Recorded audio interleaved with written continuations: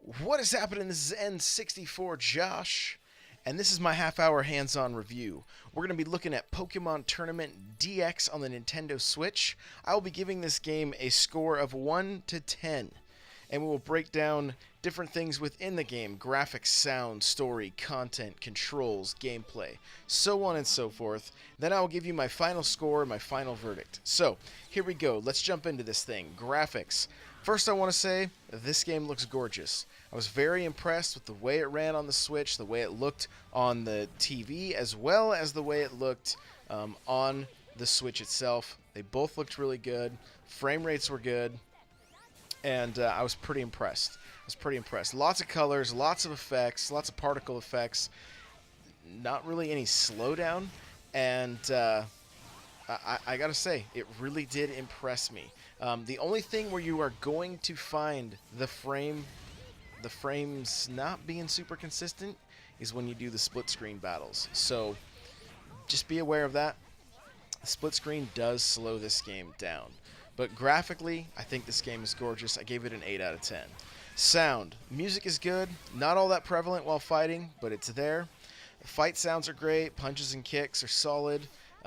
Each character's special. You know, the electricity from Pikachu or the fire from Charizard. It's all there. It all sounds good. I'm going to give you a little tip. Go to the town and turn off advice from Nia, because she will drive you absolutely crazy. She drove me crazy. So you just go to your town on the map. It says advice settings, and you can set it to none.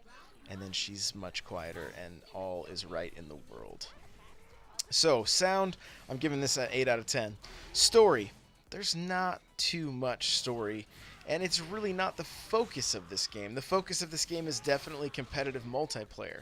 So you can't really to fault the game for that. You know, they do try to give you some kind of story where you've got trainers going against trainers, that kind of stuff.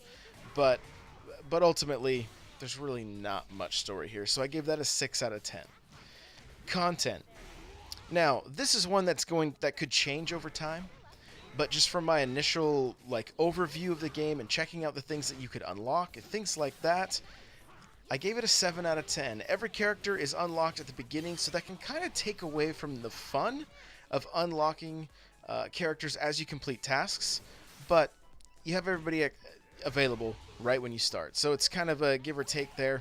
You know, if you played old school Smash games, you know that it was kind of fun to complete certain things and then unlock certain characters. It gave you a reason to play through the game. It gave you a reason to play different characters. They try to do that in this game with the daily challenge, but it's more like something that's just kind of tacked on. So, you know, it is there. If you are into unlocking things, though, there are many titles and trainer customizations that you can unlock. But for me, none of them felt that rewarding. So I'm giving it a 7 out of 10 for content. Controls, 10 out of 10. They are simple, intuitive, very similar to Smash Bros. Special moves are easy to pull off, usually just the A button and a direction on the D-pad, and you're good to go. You know, there's definitely depth here with the ability for high-level gameplay, which I think is great. You can sit down with somebody that is a novice when it comes to fighting games and just turn them loose. They can button mash and still kind of still have a chance. But if you know what you're doing, you're a skilled player with this game, you really could do some damage in a hurry. And the matches don't last very long because of how much damage you can do. So, controls, 10 out of 10. I think it controlled awesome. Gameplay, 9 out of 10. All right, this game feels like a mix of many fighting games put together. And that makes for a unique experience. The game follows a traditional fighting game attack triangle. So you've got normal attack beats grab attack beats counterattack, and counterattack beats normal attack. So, you know, you got that chess game going on as you're going head to head.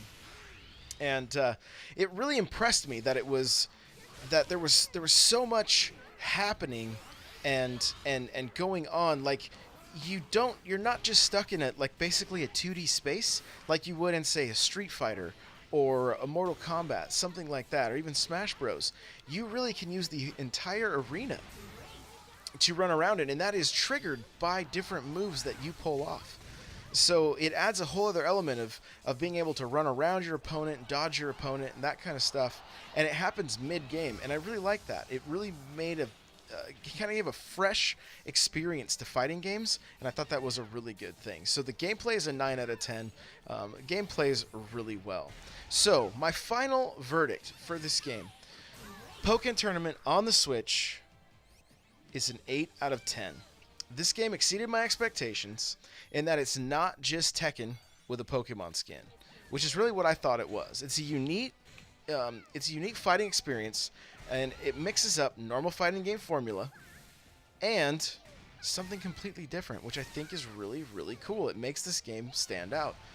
I'm not a huge Pokemon fan myself, but it was the gameplay that really drew me in. I'm glad this game's a part of my library.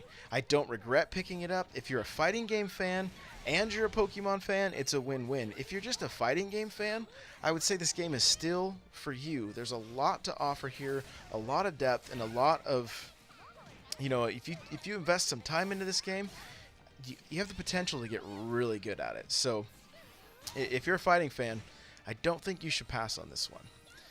I would have liked to have seen more characters and definitely the ability to unlock them as you play, but honestly, that's just kind of a minor complaint for this stellar title. So I do recommend this game. It's an 8 out of 10. Pokken Tournament for the Switch did not disappoint, and I will definitely be jumping back into it. If you want to hear more of my thoughts about this game, make sure to tune into the Nintendo Powercast live 8 p.m. Pacific Standard Time, twitch.tv/N64Josh. That's Tuesdays at 8 p.m. Pacific. And we'll be discussing it more there. You can also listen to that podcast anywhere podcasts are available: Google Play, iTunes, and Podbean. Guys, thank you so much for watching my review of Pokken Tournament. If you don't mind, hit that like button. Leave a comment. What do you think of this game? How's it met or not met your expectations? Let me know in the comments below. And if you haven't subscribed, I really appreciate it. We'll see you guys in the next video.